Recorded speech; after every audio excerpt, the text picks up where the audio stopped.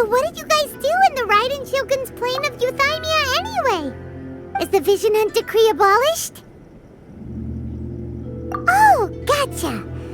Paimon was super worried, you know.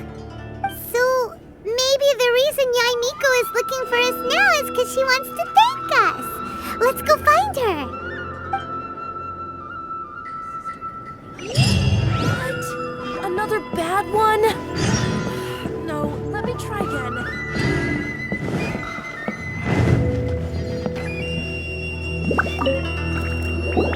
Why, hello. If it isn't the triumphant traveler.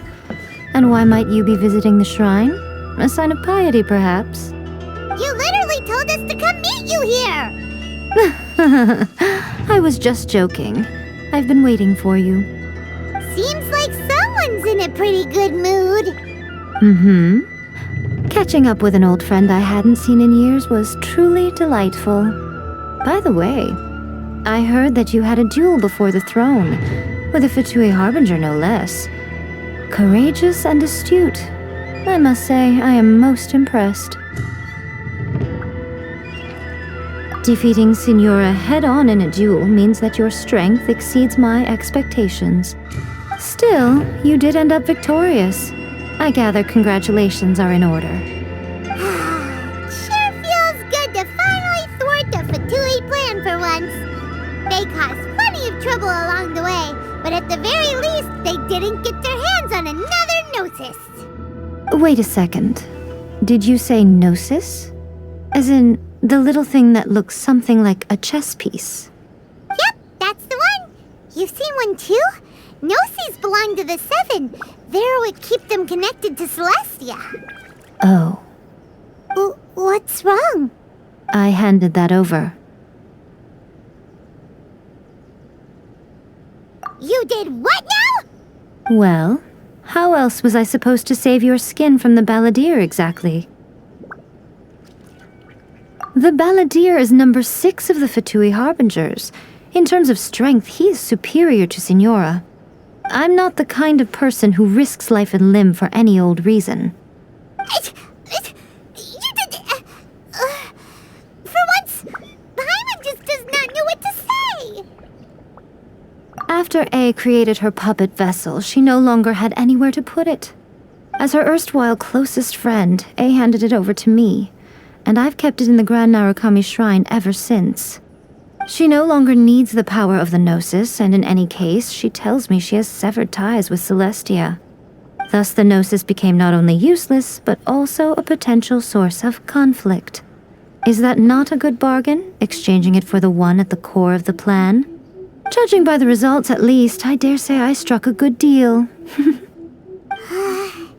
When you put it like that, Paimon has to agree.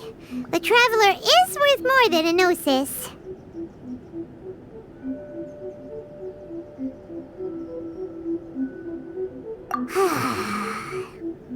Well, what's done is done. And I hardly think we'll be getting it back now. Let's leave the past in the past. So anyway, you still haven't told us why you called us here today. It's to thank you. Really? You intend to travel all over Teyvat, and the time has come for the Inazuma leg of your trip to come to an end, has it not? As a mark of my gratitude, I will answer any questions you may have about the road ahead or the events of the past. What would you like to know about? That puppet was built with technology that has been lost to time. Perhaps she, as a god, is the only one privy to the knowledge of its origins. Still, there is one other thing on this topic that I suspect you may be curious to know. Before A began modifying her own godly form, she took it upon herself to create a prototype puppet. So, you mean there are 3 Raiden Shoguns? No. The prototype was merely a proof of concept. Its appearance and intellect were not based on A. It was a test. The original plan was for A to simply discard it. But perhaps A thought this to be too cruel, because in the end she chose only to seal the power within it. Later, this puppet wandered Inazuma as an ordinary human male with his own consciousness, until the Fatui took an interest in him. Ugh, not the Fatui. Some eccentric geniuses in the ranks of the Fatui made adjustments to the prototype, not only unsealing his power, but very likely rendering him even more formidable than his original specifications. The object of divine creation is now the one who has taken possession of the Gnosis, and the prototype puppet is now known as the Balladeer. What a crazy story! It is, isn't it? Who can say whether it's coincidence or destiny? I'm surprised an outlander like you is aware that there was once a change of Electro Archon. Few citizens of Inazuma are aware of this. Morat's told us. He said that the Electro Archon Ball has passed away. Yes. The truth of the matter is that there were two twin gods, Baal and Beelzebul. Twin gods? They won the Archon War together, and when Baal established the shogunate, Beelzebul became her Kagemusha, or shadow warrior. In other words, she acted as Baal's body double. Beelzebul is A, with whom we are now both acquainted. Baal's name was Makoto. As far as the world was aware, there were not two, but one. They complemented each other, and they ruled Inazuma jointly, so there was no need for the public to know the truth. In fact, the name Baal and the title of Raiden Shogun was understood to refer to both of them. Right up until... Until what? Makoto died several hundred years ago in a war that I was not personally involved in. Since then, A has assumed the shogunate. Losing her sister must have been super hard on A. That was when A began to change. Makoto was her greatest loss. Paimon feels like she understands A lot better now after finding that out. So what kind of god was Makoto? I didn't spend a great deal of time with her, but my impression was she was a gentle god, who in each moment cherished the beauty of what was before her. Wow. Sorry, I haven't a clue. I'm also unfamiliar with the god you describe. But if you still have doubts about A, I would say they are misplaced. Not only does she not fit your description, but she voluntarily gave up her gnosis long ago, severing her ties with Celestia in the process. That's good to hear. Otherwise, given that I'm her familiar, it could have made our relationship rather awkward, don't you think? Don't worry, we aren't looking to pick a fight with you.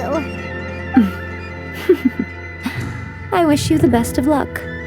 May you soon discover the truth behind it all.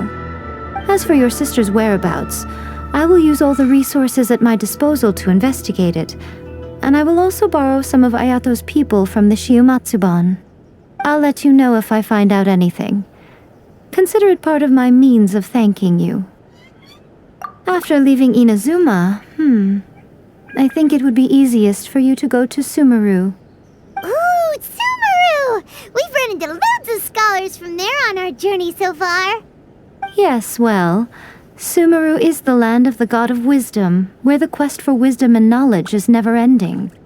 But their obsession gives rise to some truly inexplicable things. For example, in Sumeru, knowledge is holistically managed as a resource. Knowledge is a resource? Yes. I don't know whether it was the sages or Lesser Lord Kusanali who came up with the idea. Lesser Lord Kusanali?